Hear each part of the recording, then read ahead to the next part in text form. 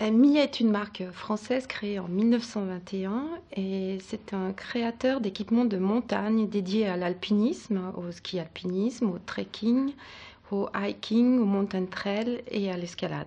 Dans ce cadre, nous avons travaillé l'hiver dernier sur des gants spécifiques pour la cascade de glace. Dans cette pratique, il faut à la fois lier un produit qui soit tout à fait étanche, qui soit suffisamment chaud pour protéger également le sportif, mais qui soit suffisamment fin et près de la main pour qu'il n'ôte rien dans la pratique de l'alpinisme de cascade de glace.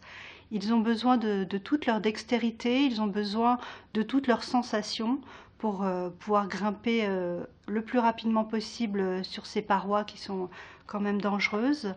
Et la mise au point d'un tel gant est assez complexe. C'est un petit peu la même chose, bien sûr, pour le projet de sac à dos Atacama, qui est un sac à dos de trekking léger qui a été spécialement conçu pour un public de pratiquants avertis qui ont compris que la légèreté du matériel, que le poids était vraiment une chose primordiale dans la pratique de ce sport.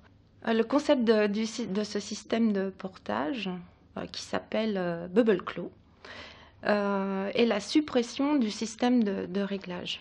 Et nous proposons aux pratiquants plusieurs tailles de dos.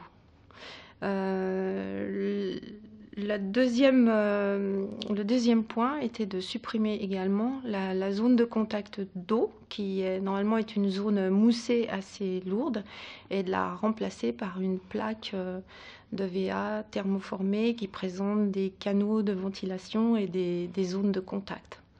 Un dos confortable, plus léger, des matières allégées, résistance, et puis également une conception très fluide avec l'utilisation de stretch qui permet d'avoir des rangements sur le côté du sac, sur le devant du sac, mais qui ne gênent en rien dans la progression du pratiquant. Un produit Millet répond à une fonction, répond à une demande spécifique. Et le travail que nous avons, nous, au sein du bureau d'études, c'est de rassembler toutes les pièces du puzzle qui contiennent bien sûr des contraintes techniques, des contraintes de fabrication et des contraintes commerciales pour arriver au produit le plus juste pour un usage et une utilisation la plus pointue.